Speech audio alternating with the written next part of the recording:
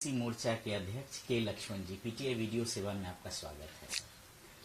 नितिन नवीन जी ने भारतीय जनता पार्टी के राष्ट्रीय अध्यक्ष का कार्यभार संभाल लिया है।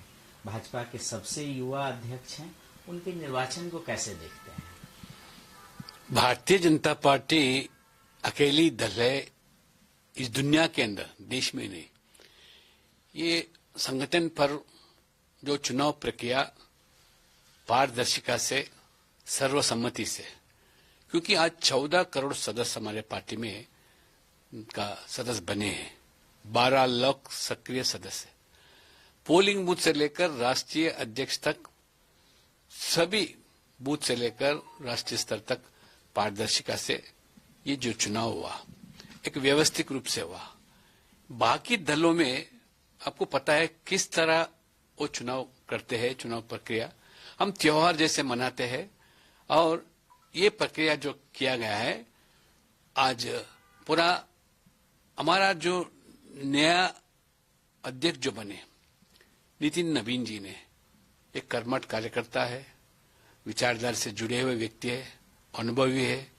वो बिहार से आकर ये कई बार एमएलए थे, मंत्री थे और संगठन में भी बड़े जो पद संभाले, युवा मोर्चा के राष्ट्रीय जो महासचिव हो या छत्तीसगढ़ के प्रभारी हो, सिक्किम के प्रभारी, इस तरह जहां भी काम में जुड़े थे वो अच्छा सफलतापूर्वक नेता था। इसलिए आज सभी राज्यों से, मुख्यमंत्री से लेकर जितने भी हमारे संविधानिक के हिसाब से जो प्रस्ताव रखना था, प्रस्तावक थे, उसी हिसाब से चुनाव किया गया। बड़ी ही सफलतापूर्वक था और अच्छा एक नया पीढ़ी अध्यक्ष बनने से युवाओं में भी एक जोश आज पूरा देश में हम देख रहे हैं। भाजपा अध्यक्ष के चुनाव में आप पार्टी के निर्वाचन अधिकारी भी रहे, लेकिन इस निर्वाचन को लेकर जो कांग्रेस और आम आदमी पार्टी जैसे दल सवाल उठाते हैं, तो उस पर आप क्या कहेंगे? ये कांग्रेस हो, आम आदमी पार्टी हो, ये सिर्फ अपने परिवार के हित के लिए, कांग्रेस तो नेहरू परिवार के हित के लिए सोचने वाली दल है। आम आदमी जब से पार्टी बनी तब से लेकर केजरीवाल के अलावा किसी को अध्यक्ष नहीं बन पाए। उनमें संगठन पर्व ही नहीं है, चुनाव प्रक्रिया नहीं है, जो वो बोलते हैं तानाशाह जैसा चलते हैं।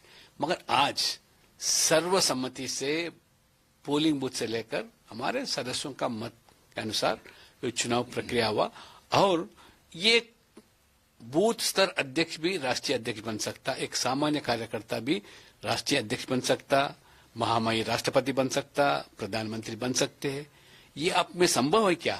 कांग्रेस में एक ही परिवार के लोगों को महत्व दिया जाता है, बाकी लोग तो हम देख रहे किस तरह काम किया जा रहा है। प्रधानमंत्री जी ने 2 दिन पहले ही दक्षिण में पार्टी के विस्तार, केरल, तमिलनाडु जैसे राज्यों में चुनाव को लेकर लक्ष्य दिया, कई बातें कही, इसको कैसे देखते हैं? ये प्रधानमंत्री नरेंद्र मोदी जी ने जब से प्रधानमंत्री बने 11 साल से जो विकास इतना तेजी से देश के अंदर विकास लोग आज देख सक रहे हैं।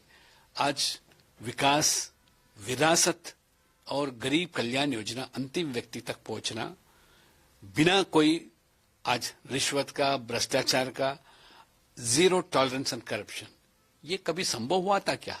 राजीव गांधी प्रधानमंत्री के नाते खुद बताया, मैं दिल्ली से अगर 100 रुपए भिजाए जाता हूं गरीब के लिए तो 15 रुपए पहुंचता था, 85 रुपए दलाली खाता था। मगर आज मोदी जी के जमाने में ये 11 साल के अंदर लगभग 45 लाख करोड़ गरीब के हित के लिए जो भेजा, 1 रुपए भी इसमें कटौती नहीं है, दलाली नहीं है, ये सीधा सीधा बैंक के खाता में गरीब के किस समय पहुंच गया। केरल में सबरीमला थेफ्ट इशू एक बड़ा मुद्दा बन गया है, क्या कहेंगे?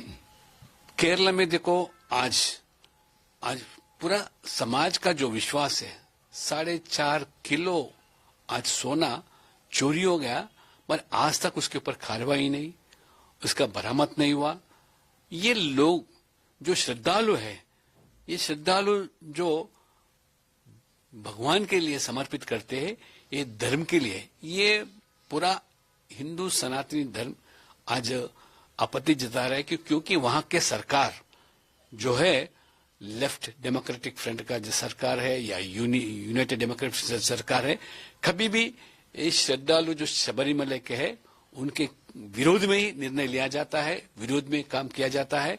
इसीलिए आज पूरा देश भर में सनातनी धर्मियों ने आज उनका दिल दुख हो गया कि भगवान के समर्पित किए सोना भी आज चोरी हो गया, उसके ऊपर कोई कार्रवाई नहीं, उसके ऊपर कोई चर्या नहीं। ये दोनों सरकार जब भी यूडीएफ हो एलडीएफ बनते हैं, ये हमारा सनातनियों के विरोध में ही निर्णय लिया जाता है। आज प्रधानमंत्री जो बोले दक्षिण के बारे में, आज दक्षिण में भी भारतीय जनता पार्टी किस तरह विस्तार हो रहा। हम केरला में तिरुवनंतपुरम में हम पहली बार मेयर हासिल किए और इसी तरह पहली बार हम संसद जीते हैं। इस तरह आने वाले दिनों में भी दक्षिण में भारतीय जनता पार्टी पूरा विश्वास है, चाहे तमिलनाडु हो, तेलंगाना हो, कर्नाटक हो, आज तो आंध्र प्रदेश और पुदुचेरी में तो हमारा एनडीए सरकार है। बाकी राज्यों में आज मोदी जी के नेतृत्व में डबल इंजन सरकार लोग बनाना चाहते हैं। जरूर हमको उसका आने वाले चुनाव में आज जरूर उनका नतीजा भी मिलेंगे। केरल और तमिलनाडु में आसन्न चुनाव में किस तरह की संभावना देखते हैं?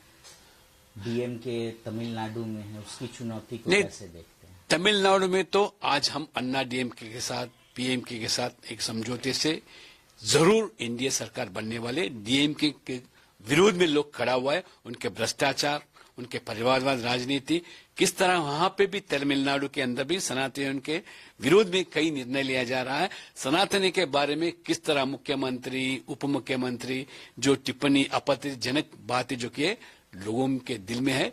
और अगर विकास होना है तमिलनाडु में और बीजेपी से मोदी जी से ये संभव लोग मानते हैं। और केरला में भी हम आज जो नतीजे इस बीच में स्थानीय इकाई में हासिल किए, आने वाले दिनों में हमारा संख्या बढ़ेगा, हमारे एमएलए जीत के भी आएंगे। जरूर एक मजबूत दल भारतीय जनता पार्टी केरला में भी बनने वाली है।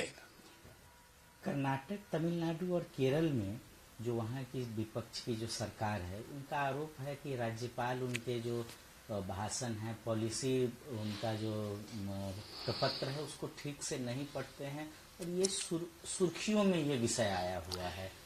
क्या ये कहेंगे? चुनावी राज्य जो आप जैसे बताए केरला हो या तमिलनाडु हो, और ये बहाना ढूंढ रहे हैं क्योंकि जो चुनाव के पहले जो वादे किए थे वो वादे आज निभाना नहीं निभा सक रहे क्योंकि इतने झूठ बोले चुनाव के समय में।